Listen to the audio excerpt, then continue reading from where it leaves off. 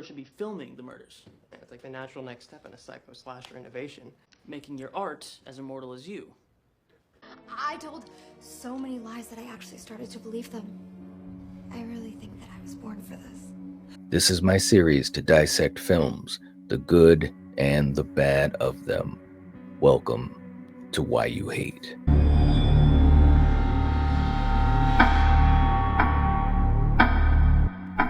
The Scream trilogy was highly successful and beloved. It gave new life to the slasher subgenre and horror overall. Movies were copying its formula left and right. There's no shade to that. I mean, if something is popular and finds a hungry audience, then there will inevitably be others that jump on the wagon. But what do you do when you've done all you set out to do? What do you do when you've told a complete story?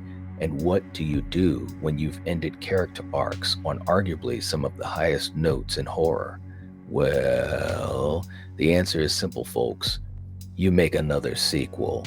That's right. Enter director Wesley Earl Craven, tasked with finding a way to strike lightning again with a fourth film. The question is, will fans return to love Scream as they did a decade prior? Or would they lose faith quicker than Jill when she went off the rails and beat the shit out of herself? Let's get down to brass tacks.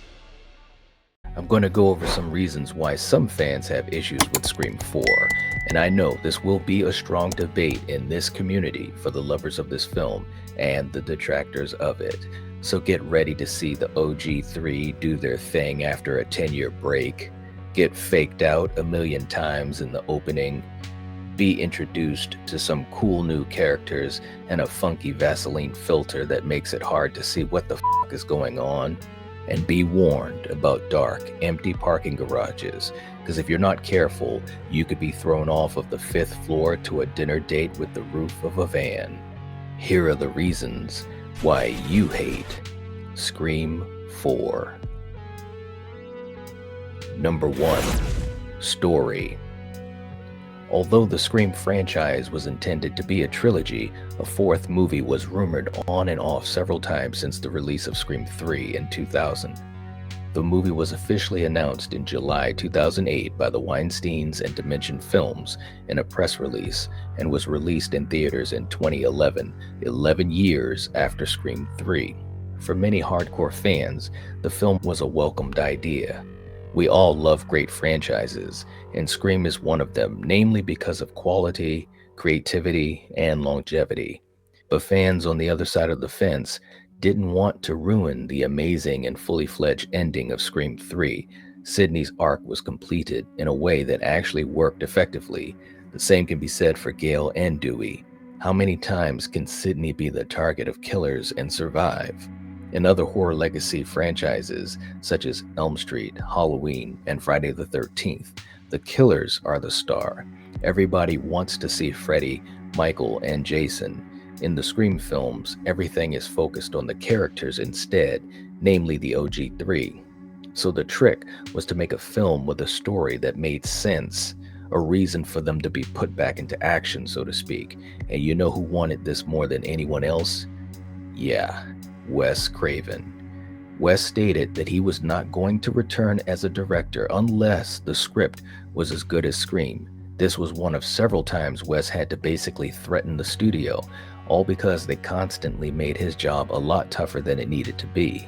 I always feel bad when I think about the things that Wes had to go through to make these films, and especially when you think about 2, 3, and now 4, so many obstacles, but yet he was able to still make some great movies.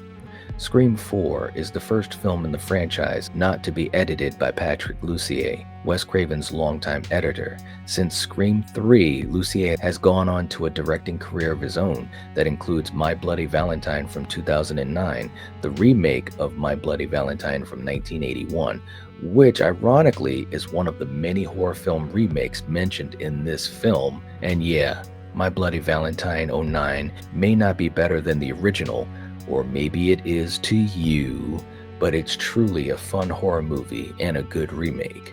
Screenwriter Kevin Williamson also had repeated clashes with the Weinsteins, Bob and Harvey, resulting in them once again hiring Aaron Kruger for rewrites, and the script varied heavily from the original drafts. Oh shit! Since the last Scream movie, the horror genre had evolved into a more gruesome fare, namely the Saw franchise. And by the way, I want to make this clear, that's no shade to the Saw franchise because, yeah, the Saw franchise helped to carry horror through the 2000s. I'm just saying. Writer Kevin Williamson, though, wanted to get back to scary films where you cared about the characters like Sidney, Gale, and Dewey, rather than the inventiveness of the next kill. Kevin has expressed a subtle annoyance towards the release of the film, though. As stated during the production, the Weinsteins did bring in Kruger to polish up the script, but Wes Craven later stated that the main ideas, the story, and the concept of the movie were written by Williamson, with only minor changes made by Kruger. At around 55 minutes, this time the footage from Stab includes the credit a Robert Rodriguez film. Rodriguez really did direct the footage and also made Grindhouse in 2007 along with Quentin Tarantino, co-starring Scream's Rose McGowan in Planet Terror and this film's Marley Shelton, another fantastic and seemingly forgotten horror film that blends horror, camp, sleaze, and fun. In the deleted scenes, Dewey explains to Gale that Neil Prescott has passed away since appearing in Scream 3, and this is the first time Sidney has returned to Woodsboro since his death.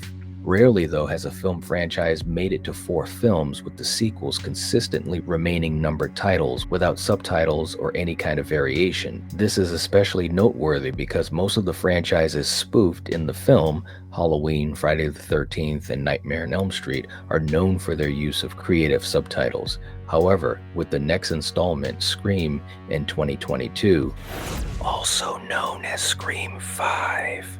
And you blew it! You blew it! The tradition would be purposefully broken, which, yeah, that didn't make any sense, guys. In keeping with the tradition set with the previous films, as well as keeping with the film's theme of remakes, the rules for this movie are as follows. Number 1, don't fuck with the original, according to Sidney. Number 2, you have to be gay in order to survive. Number 3, police officers will always die in horror movies, except for Bruce Willis, especially if they are near retirement, better looking than the other person, or have a newborn baby on the way. Number 4, the original ending is the false ending in a remake. And number 5, the killer is always right behind you. In addition to the rewrites and script changes that happened during production, several supporting characters had their on-screen presence reduced in the editing room when their scenes were deleted. Marielle Jaffe as Olivia Morris has only 5 scenes left in the theatrical cut. Mary McDonnell as Kate Roberts only has 2 scenes left, though she's also in the background at Sidney's book signing, and not much dialogue, and a lot of Marley Shelton's scenes as Deputy Judy Hicks were left on the cutting room floor. McDonnell skipped the premiere of this film as a result of being upset at her reduced role. The film is set 10 years after the events of Scream 3. In order to get over the trauma of those horrific events, Sidney Prescott has written a self-help book.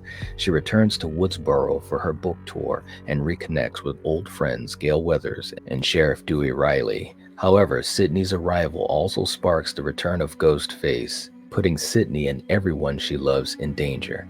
Yeah, Kevin and Wes figured out a way to make the story make sense for the OG3. It was interesting to see what their lives were like after a decade. Did we need to? Of course not, but it was cool, and also it was a great idea to satirize the cliches of film remakes. And it also provides commentary on the extensive usage of social media and the obsession with internet fame. That was a brilliant idea. The question is, would the story on paper be great on film? Number 2, characters. When it all boils down, there are a ton of characters. Most were good to great. A few were just there or not even needed. Let's dive into this. Each of the 6 actresses in the opening sequence was also a main actress in a series. Lucy Hale was in Pretty Little Liars from 2010. Shanae Grimes-Beach was in 90210 in 2008. Kristen Bell was in Veronica Mars in 2004. Anna Paquin was in True Blood in 2008. Amy Teagarden was in Friday Night Lights in 2006. Britt Robertson was in The Secret Circle in 2011 and Under the Dome in 2013. Deputy Perkins' first name is Anthony, making his name Anthony Perkins. Put 2 and 2 together, guys. It is not in the file. It is not. It's the same name as the actor who played Norman Bates in the Psycho film franchise. In Psycho from 1960, Norman Bates' line, "We all go a little mad sometimes," was repeated by Billy in Scream. He also shares his first name with the actor that plays him, Anthony Anderson. The film suffered 2 casting changes in quick succession as shooting had begun. Lake Bell had originally been cast as Judy Hicks, but was forced to drop out, which she announced via her Twitter account on June 24, 2010, due to scheduling conflicts. She was replaced by Marley Shelton. 6 days later, Lauren Graham, who was originally cast as Kate Roberts, dropped out, also citing scheduling conflicts as well as script changes. She was replaced by Mary McDonnell. Here are some of the actors that were almost in Scream 4. The roles of Chloe and Rachel were written with Paris Hilton and Lindsay Lohan in mind. Kristen Stewart turned down a role as the film's opening kill, believing that she couldn't match Drew Barrymore's performance from the first film. Christina Ricci did a screen test for the role of Deputy Judy Hicks, while Aubrey Plaza had one for Rebecca Walters, and Aaliyah Shawkat had one for Kirby Reed. Ashley Greene and Selena Gomez were considered for the role of Jill Roberts. Scout Taylor Compton also auditioned for the role of Jill. Jenna Coleman auditioned for the role of Olivia Morris. Hilary Duff was attached for a brief time in an unspecified role. Gal Gadot and Gabrielle Union auditioned for the role of Rebecca Walters before Alison Brie was cast. Ali Michalka did a screen test for the role of Kirby Reed, while Amanda Bynes tested for the role of Rebecca Walters. Coincidentally enough, both actresses appeared together in Easy A in 2010. Charlene Yee auditioned for the role of Kirby Reed.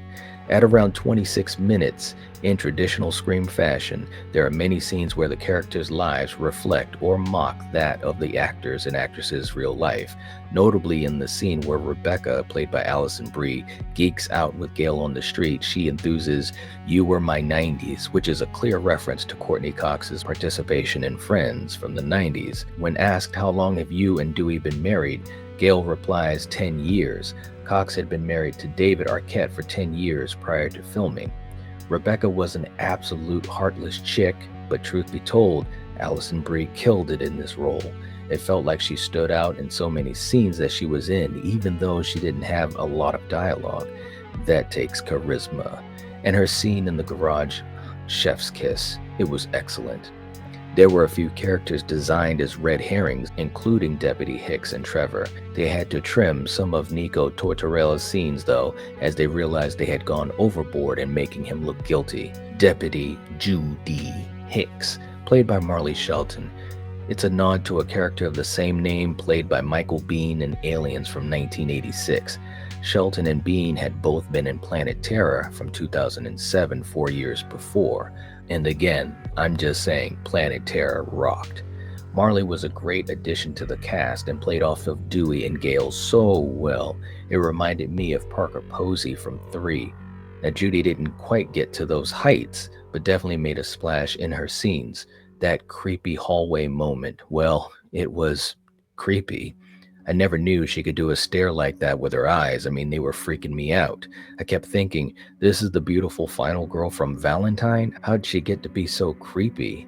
It's called acting, folks. One more thing about Marley and Grindhouse. On the wall of the cinema club room, a poster for Death Proof, part of Grindhouse, is clearly visible. Marley Shelton appears as Dr. Dakota Block, and so does Scream's Rose McGowan as Pam. Again, guys, you have to see this movie. It is a masterpiece. A small detail that was in the original script stated that Marnie Cooper's mother went to high school with Sidney, a character who never appeared in the finished film. This role was likely taken by Judy Hicks, who asked Sidney in the finished film if she remembers her, as they went to school together and even starred in the same school play of Peter Pan. Now, when we get to Gale, Courtney Cox and David Arquette, who were married in 1999 after meeting during the making of Scream in '96, had filed for separation in October of 2010. Although there was slight tension on the set, they were said to have remained professional and respectful of each other. They later divorced in May of 2012. In an early draft of the script, Gale and Dewey had a baby, but was changed after it was decided bringing a baby into the film would make shooting impossible. At the time, Courtney Cox had a really tough schedule that she had to stick to because of Cougar Town. The same was true for Kevin Williamson, which made things for Wes Craven so difficult on set. Having Gale struggle with a new career and living in a small town with no big action was an interesting way to characterize her. I think it gave Courtney Cox something to do, which was lost in Scream 5. Fuck this cowboy shit! And also Scream 6. And you blew it! You blew it! Seeing Gale go rogue was Scream-tastic. She was working the clues and putting the pieces of the mystery together. At least she thought she was putting it all together. Charlie! Dewey's limp, a result of a stab wound in the first film and shown to be quite prominent in the sequels, is no longer present. Though not explained on screen, the script dismisses it quickly with a screen direction note. His limp is nearly non-existent. Years of physical therapy. David Arquette wanted to play Dewey as a legitimately good cop this time around, who's actually able to solve the crime. I thought David was great as Dewey, trying to balance his work life as the sheriff with his husband life. Man, that's a tough balance. I thought he was a more serious character, but still had the heart that fans of his character love. Now, you could make the case that he was usually 2 steps behind the killers and 1 step behind Rogue Gale, and that's fair. But one thing to remember is he's working the case as a sheriff who is in charge of multiple officers doing a lot of the groundwork. He's more removed from rogue maneuvers than Gale is, obviously. Besides, Dewey always tried to do things by the book. Hayden Panettiere was very unhappy with all of the rewrites and script changes that went on during production, especially in regards to her character of Kirby Reed, nearly quitting the film as a result. Just like in Scream, where a VHS copy of Clerks is seen, in this movie we get to see a copy of Clerks 2 in Kirby's house. Before shooting the movie, Hayden had a burglar break into her house, and while the police were on their way, she climbed out to the roof and waited until they arrived. At around 1 hour and 11 minutes, when Kirby and Charlie are discussing trivia during their after party, Kirby makes a joke that she has powers. Hayden starred in Heroes in 2006 as Claire Bennett, who had the ability to regenerate. Kirby was such a standout character, a favorite of mine from Scream 4. The phone call horror quiz scene is still to this day a fantastic one. Prove me wrong. Back the fuck off! Rory Culkin played Charlie like a horror nerd who was the greatest friend zone guy of all time. I think his performance was good. He definitely had some creep factor and took care of a lot of business as Ghostface. I mean, he killed a lot of people as Ghostface. Let's give it up for Charlie one time. Okay, no offense of Charlie. You fucking cockroach. Okay, shout out to my buddy Marcus about that because he loves Charlie. And he almost landed Kirby, almost. So close, bro. Trevor, holy shit. Talk about an unlikable character. Expel him! This is the definition, point blank. Of course he was supposed to be like this, so he could be labeled as a red herring. Maybe too much on the nose though. I mean, how could he not be one of the victims? No way could it be Ghostface. They were giving us way too much ammunition to think that he'd be the killer. Olivia was part of the friend group, not much to do, but wow, that death scene, man. Emma Roberts was the only actor playing a high schooler in the film who was an actual teenager, being 18 at the time. Rory Culkin and Britt Robertson were 20, Hayden, Amy, and Marielle were 21, and Nico and Eric were 23. Since Emma Roberts and Hayden Panettiere were the shortest cast members of the group of teens, standing at 5'2" and 5 feet respectively, they had to wear high-heeled boots that gave them 3 extra inches to stand as tall as everyone else. Except scenes featuring just the two of them, the boots can actually be seen near the end of the film. Emma Roberts also had to wear hair extensions since her hair was relatively short before production of the film, while Hayden conversely cut her hair dramatically short for the role.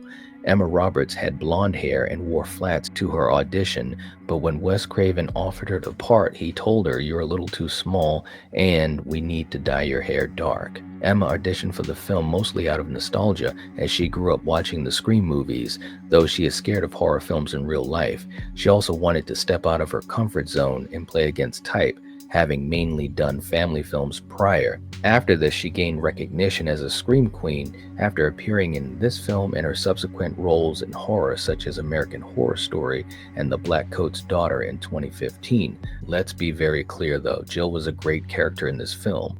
Wanting to root for the new final girl who was a killer was a stroke of genius in my opinion.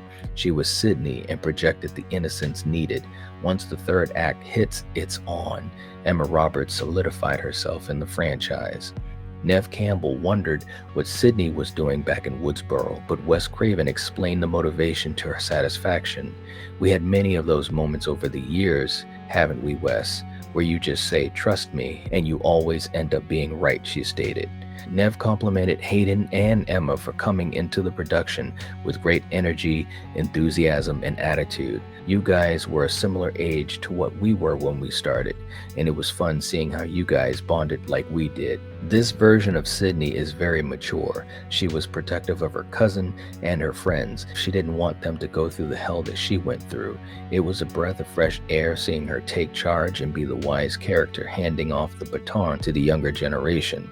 When talking about a baton toss, there are two important aspects. That is, who is passing and who is receiving. If either side is weak, in this case the new young cast, and the OGs, then the movie will falter. Thankfully, Scream 4 has a great baton pass.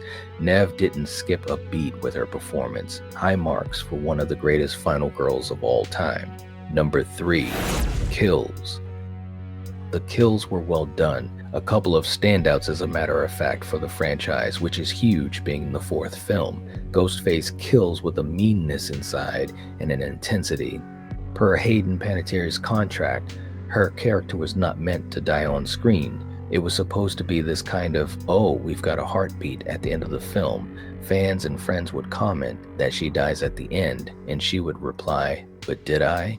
As a matter of fact, unlike nearly every other character in the franchise, the fate of Kirby was never confirmed. According to Wes Craven, the shooting script included a scene near the end where Kirby is revealed to have survived, but the scene was cut during production. Later on the DVD and Blu-ray commentary, Craven stated, "As you can see, Hayden was still moving, not saying she's coming back for sure." Though Kirby did appear in Scream 2022, Scream 5.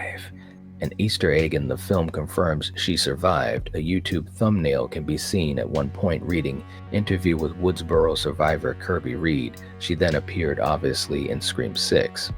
At around 1 hour and 5 minutes, despite the unrealistic way Deputy Perkins walks around after being stabbed in the head, this was actually medically accurate. Wes Craven was watching a television special about a man who was stabbed in the head just the way Perkins is in the film, and the man actually took himself to the hospital. Fuck Bruce Willis. According to Wes Craven on the director's commentary, the original opening would have taken place at a party celebrating Sydney's completion of her book, during which Ghostface would have attacked and Sydney would have been badly stabbed. The rest of the film would have taken place 3 years later. However, this opening was vetoed by Bob Weinstein, who thought that the time jump disrupted the flow of the film. The body count is 14, 11 in the main film, 3 in the opening fake-out. Stab characters Trudy, Sherry, and Rachel, Marnie Cooper, Jenny Randall, Olivia Morris, Rebecca Walters, Deputy Haas, Deputy Perkins, Kate Roberts, Robbie Mercer, Trevor Sheldon, Charlie Walker, and Jill Roberts. Kirby's fate was intentionally left ambiguous, but confirmed in Scream 5 that she survived.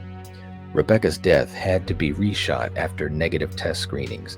She would step out of the elevator just like in the final cut and head towards her car only to be called by Ghostface. Her car would then start moving around with the alarm going off, prompting Rebecca to return to the hospital only to break the handle of the door. Test audiences complained that this original scene was too funny to take seriously.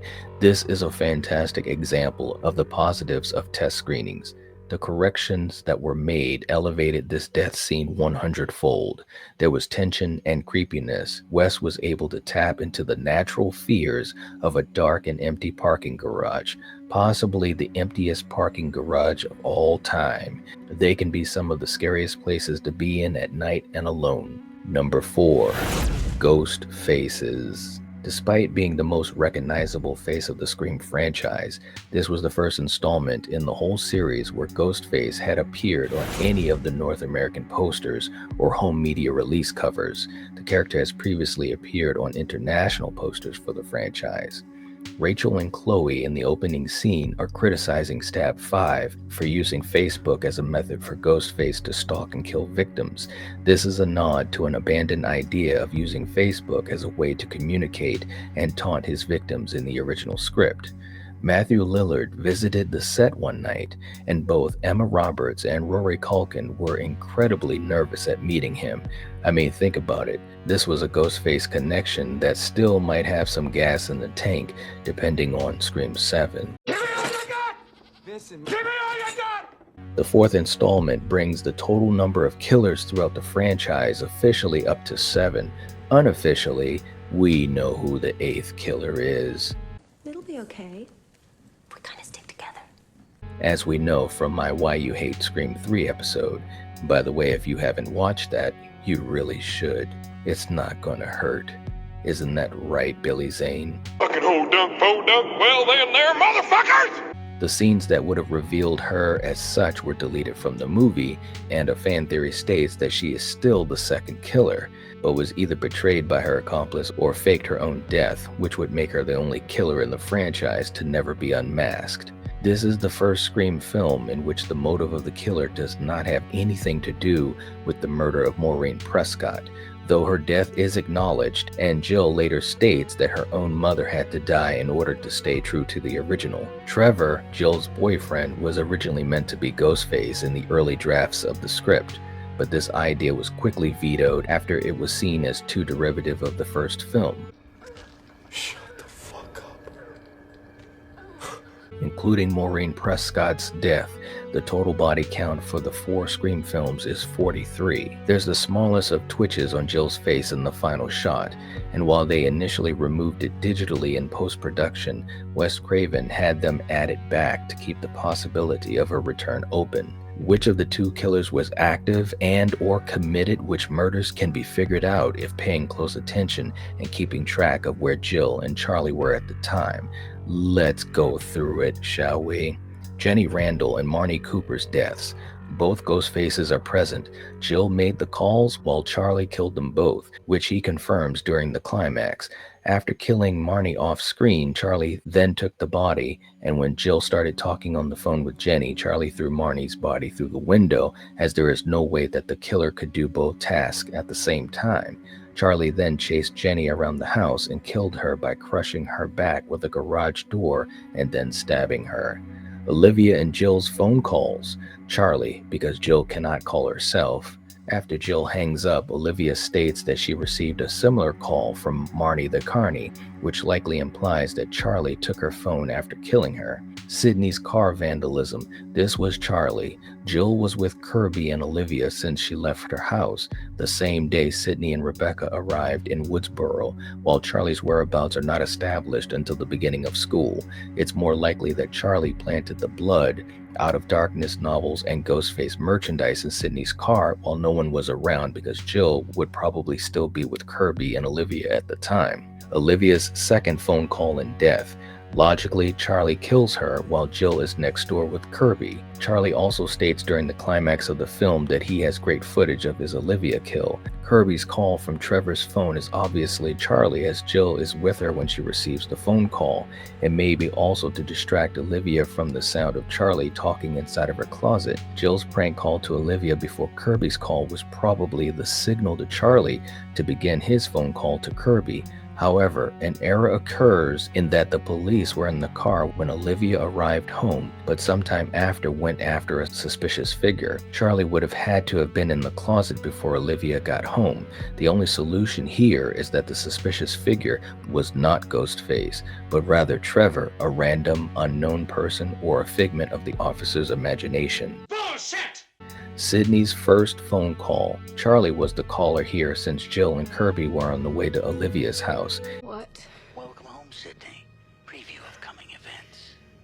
Why don't you come for me? You got the balls for that? Oh, poor Sydney. You think this is all about you? If Jill had called, someone would have heard and noticed her. Besides, Charlie might have hidden in a good place to call Sydney. Jill and Sydney's attack. Jill is playing the victim while Charlie is attacking in the costume. Rebecca's death. This was Charlie, since in a deleted scene it is established that Jill was in the hospital the entire time and was with either Trevor or her mother, meaning she wouldn't be able to sneak off without being seen by someone, whereas Charlie could have slipped away from Robbie during the press conference. Charlie is also the one who sabotaged Rebecca's car so she couldn't start it, because Ghostface is seen with cords in his hand when he jumps onto the bonnet of Rebecca's car. Gail's attack. Charlie attacked Gail while Jill watched on her computer from home. Jill had no way to get to the Stabathon and back without being noticed by somebody. Gail sees a webcam in the haystack and it moves to focus on her. This is Jill operating it from home, and how she knows that she and Gail have matching shoulder wounds since she mentioned it to Dewey at the end of the film. Some fans believe that Jill is the one who attacked Gail, but this has been disproven by multiple factors. Ross Haas and Anthony Perkins' deaths. This was Charlie as well, as he stabs Haas in the back and Perkins on his forehead before driving the car 2 blocks away, which is confirmed by Hicks. He then stabbed the corpses of Haas and Perkins several more times just to make sure that they were dead. During the climax of the film, Charlie hands Jill a gun stating, "The cops would have wanted you to have this for your protection," which he likely gathered from the police car after driving the car 2 blocks away. It is also unlikely that Jill would risk killing people outside of her house while waiting for Kirby to pick her up. Call at the Roberts house. Jill is the one who made the call because the caller told Sydney to turn on the TV so she could see the report about Gail's attack. Charlie would have no way of knowing that the attack was already on the news. Kate's death. This was again Charlie, since he is the ghost face that Sydney sees in the reflection of the wind chimes in the backyard. Charlie then ran around to the front of the house to pursue Sydney and Kate. When Ghostface is trying to break in, Sydney slams the door on Ghostface but stabs Kate in the back through the letterbox. Further evidence of Charlie being the killer is that when he is seen at Kirby's later on, the sleeves of his shirt are still down while Jill's sleeves are rolled up, implying that Charlie was possibly bruised when Sydney slammed the door on him. Trevor's abduction.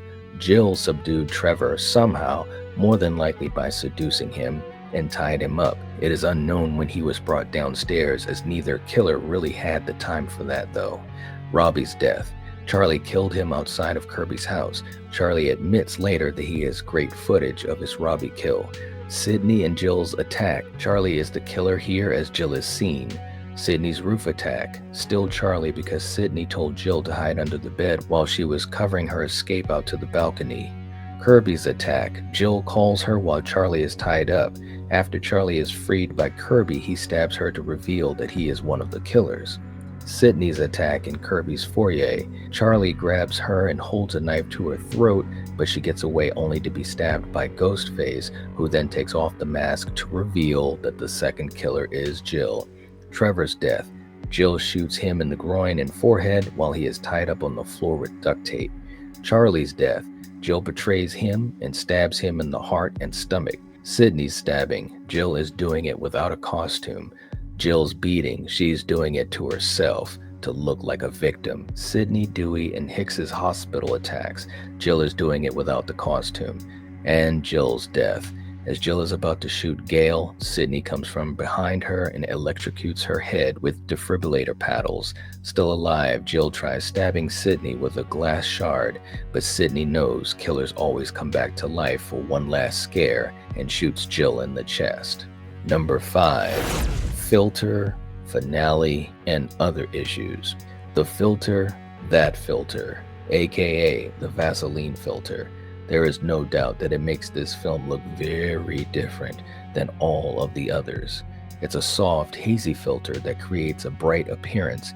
As a matter of fact, it's unnaturally bright. In addition to that, Scream 4 also employs other visual techniques that contribute to its unique appearance, such as overexposing scenes, smoothing out the skin in post-production, and adding a soft glow. These elements, when combined, create a visually distinctive look that some find appealing, while others absolutely hate it to bits. And you blew it! You blew it! Some fans believe the visual style is meant to reflect the film's meta-commentary on the remake genre, and that makes a lot of sense, where the over-reliance on visuals and stylistic choices sometimes overshadow the story and the characters. This was something that was very popular with horror films at the time. If you look at My Bloody Valentine, Friday the 13th, Halloween, The Hills Have Eyes, the list goes on and on. I go back and forth on it myself, to be honest. It doesn't make me hate the film as some people say it does for them. I think it is a unique look that is an interesting style choice. That said, I can take it or leave it. One cool thing they could have done is use the filter for most of the film, and once Jill reveals herself, have it change back to regular, because at that point her remake is completed. I think that could have been a cool thing to do, and it would have solidified the hazy filter as a choice rooted in the meta commentary of remakes. The finale was jam-packed with goodies. The Jill reveal might be the best, if not the second best in the franchise. I mean, who kills their mom? That was beyond cold-hearted, man.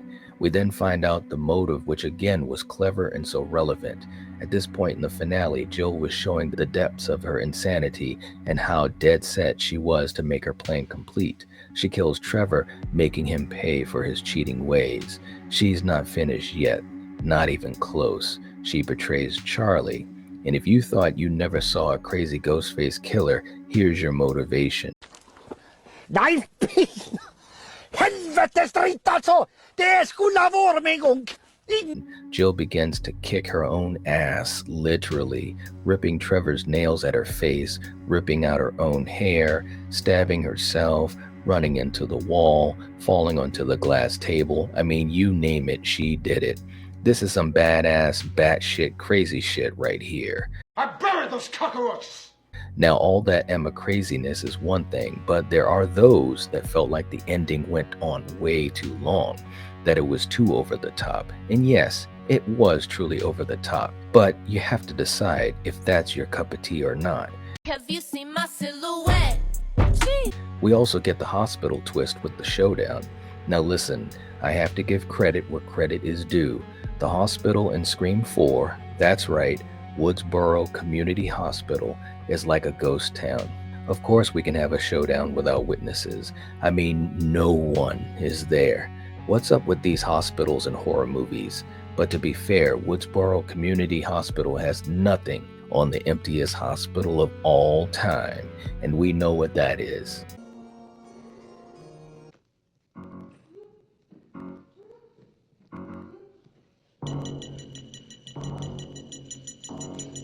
Hell yeah, it's Haddonfield Memorial Hospital. It's time, Michael.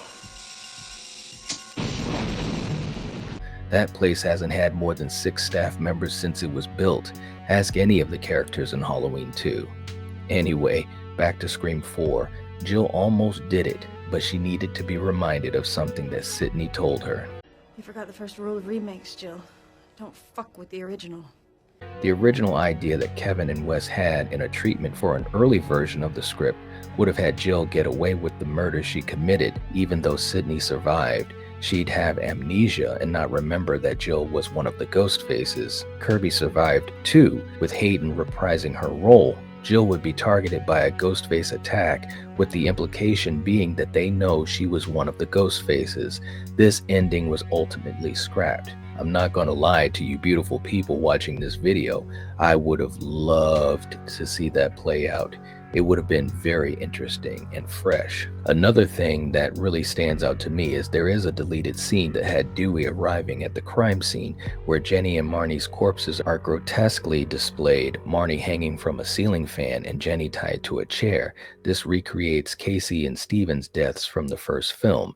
This is what Gail was referring to when she asked Dewey at the press conference if there's any comment on the killings being similar to the original Woodsboro murders. All in all, though, the film performed below expectations and is, for all intents and purposes, a box office bomb. Bullshit! Oh, shit! The film only grossed $38 million domestically and $99 million worldwide against its $40 million budget, casting doubts on a sequel. It's the only entry to gross under $100 million worldwide.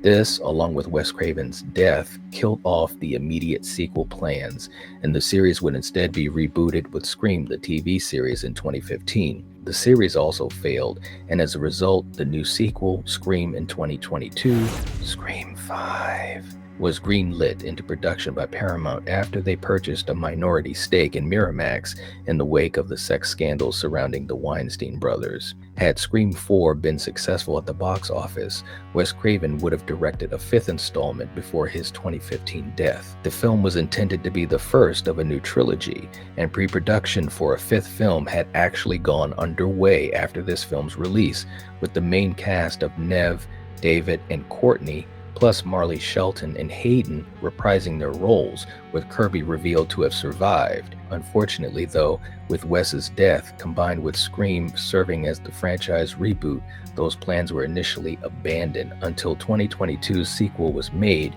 with everyone except Hayden returning. Of all the Scream films, this film features the third most survivors with 5, as Sidney, Gail, Dewey, Kirby, and Judy all survive.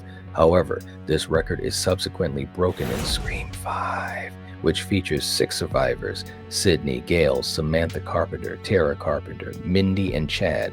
The record would be broken again in Scream 6, which features 7 survivors. Come on, motherfucker! Yes, folks, I said 7. And you blew it!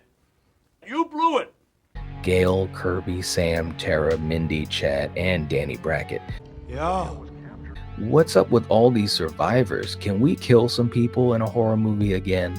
I'm just hoping in 7 that they get this rectified. Film critic Roger Ebert gave this movie 2 stars and said the following: Scream 4 provides exactly what its audience will expect, one victim after another being slashed, skewered, stabbed, gutted, and sliced, with everyone in on the joke. Maybe that's your idea of a good time. Well, yes, Roger, that is a good time, because guess what?